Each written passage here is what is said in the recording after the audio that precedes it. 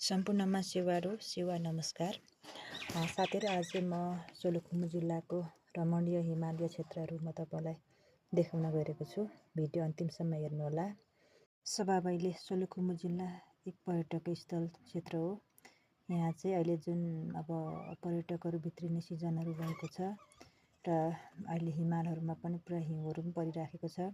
यो सुन्दर दृश्यहरू म तपाईँलाई देखाउँछु र जुन तपाईँहरूले सुन्नु नै भएको छ, सोलुखुम्बु जिल्लाको सगरमाथा हिमाल अर्थात् चुमुलुङ।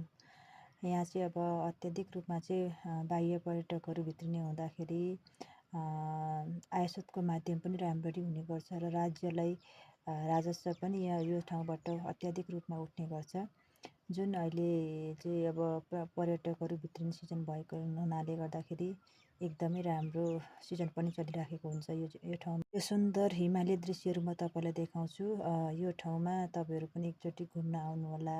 एकदम रमाइलो छ, राम्रो छ। अब लागौँ है त हिमालय दृश्यहरू हेर्नु होला है साथीहरू।